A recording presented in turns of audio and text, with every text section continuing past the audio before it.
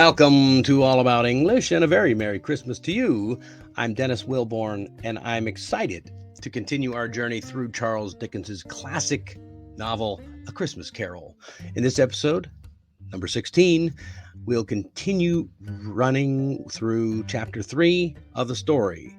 Now, in our last episode, The Ghost of Christmas Present brought Scrooge in for a closer look at the Cratchit household. And in this episode, we'll see what the Cratchit family thinks of Bob's boss.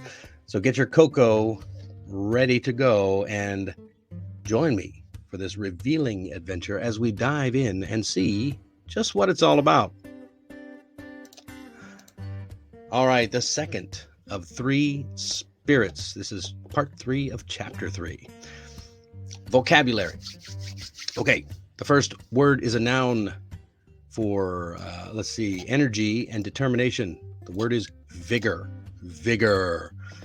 The team played with vigor and passion and managed to win the game.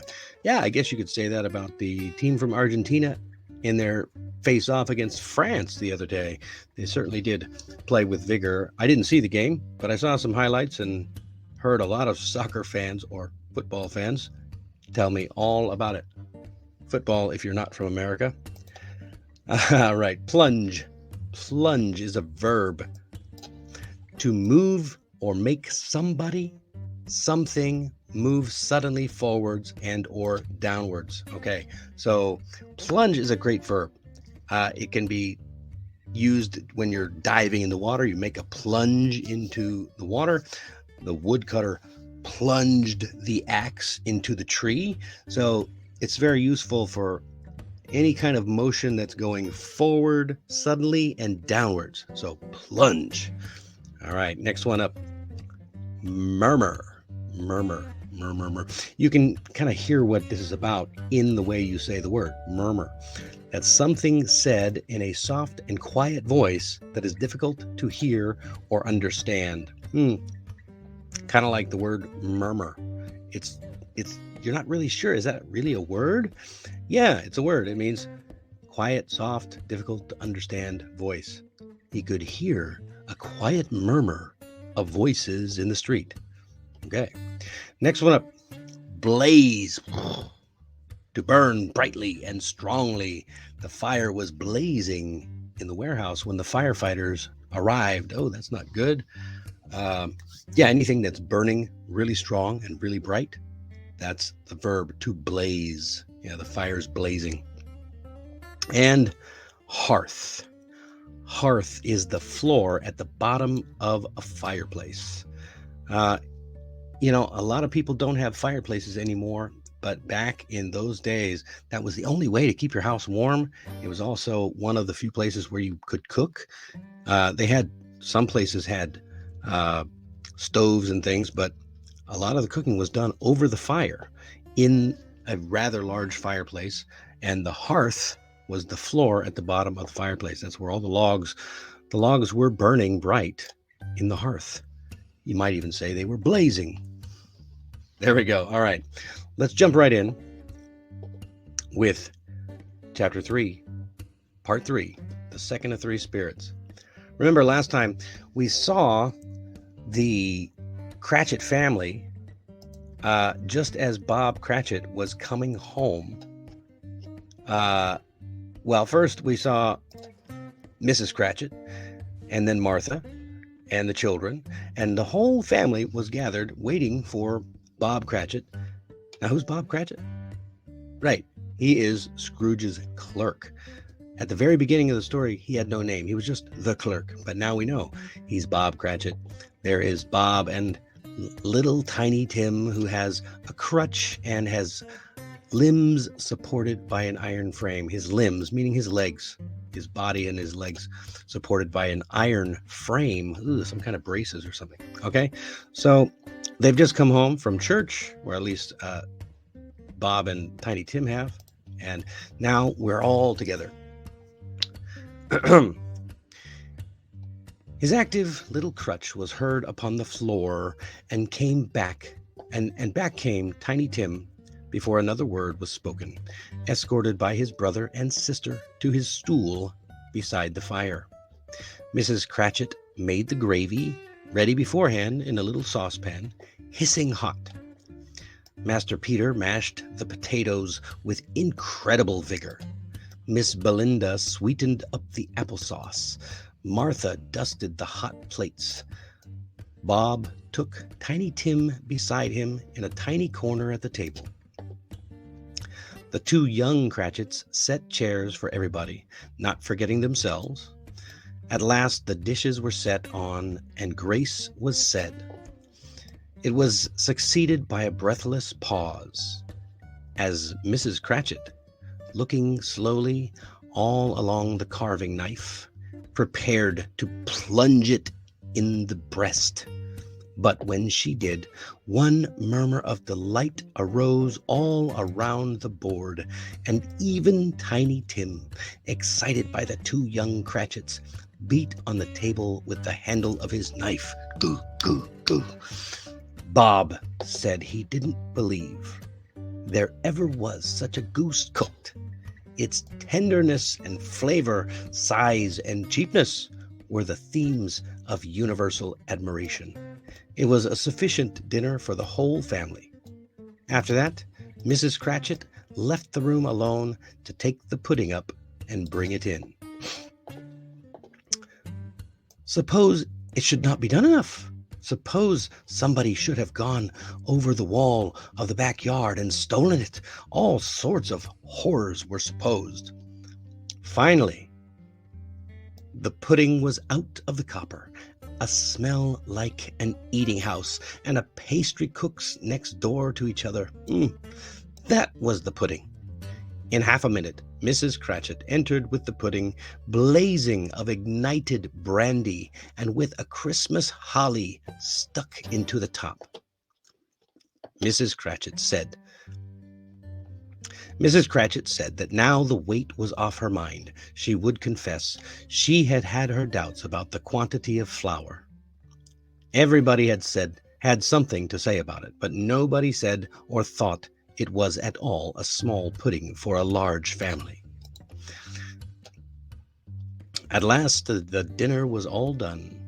The cloth was cleared, the hearth swept, and the fire made up, the drink in the jug being tasted and considered perfect.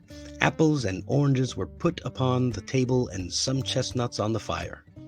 Then all the Cratchit family drew around the hearth in what Bob Cratchit called a circle. Bob served the drinks out with beaming looks, while the chestnuts on the fire sputtered and crackled noisily. Well, that sounds like an amazing meal for such a poor family.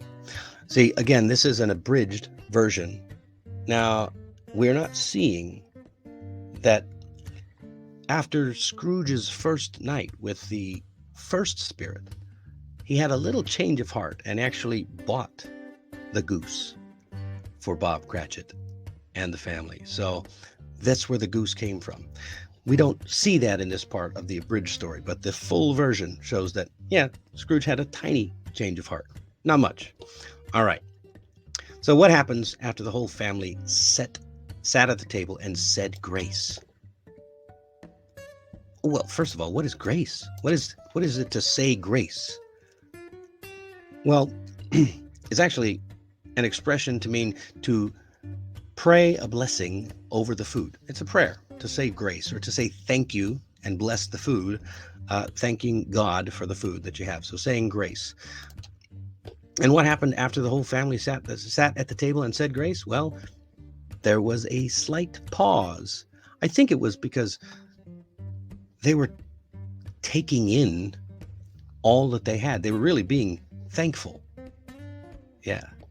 So at last, the dishes were set on and grace was said. It was followed by a breathless pause, as Mrs. Cratchit, looking slowly all along the carving knife, prepared to plunge it in the breast. So it's like she's looking at the knife, making sure that it's ready to go before she plunges it into the breast. Ooh, yeah. So where did Mrs. Cratchit go after everyone finished eating the goose? Well, she went to where every mother does when on Christmas back in those days. She went up to gather the pudding. Now, a pudding in those days is a bit different from a pudding that you might imagine. If you want to know what a pudding looks like from those days, look it up. You can look on the internet and you can find great pictures of puddings and just see exactly what that was talking about. And how was it decorated? Well, it was decorated pretty simply with a blaze of ignited brandy. There was brandy poured over the top, set on fire, blazing. And when you light brandy on fire, it's quite a colorful fire. And a Christmas holly stuck into the top. I imagine it was beautiful. What was done after everyone was finished eating? Well, what do you do when you finish eating in your house? You clear the table, right? The cloths were cleared. But not just that, they swept the hearth and made the fire up. So they swept up and made up the fire, a little bit smaller because, you don't need a big fire when you're going to bed soon. And then the drink in the jug being tasted and considered perfect. Apples and oranges were put upon the table and some chestnuts on the fire. Like that old song, chestnuts roasting on an open fire. After that, they served the drinks. And you'll just have to wait until next time to see what comes next. Why did the whole family gather in a circle around the hearth? It doesn't really say, does it? To pass out all of the drinks? Sure. But what else? You'll just have to wait and see next time. All right, my question is, what do you think about the Cratchit family dinner? I mean, is this anything that you imagined when you were reading this story before, as we've been reading up to now? Did you imagine the Cratchits would have such a spread as this? Probably not. That'd be my guess. I mean, maybe you did. Let me know in the comments down below. All right, that's all the time we have for this episode. Remember to check with us tomorrow and really see. We're going to finish up.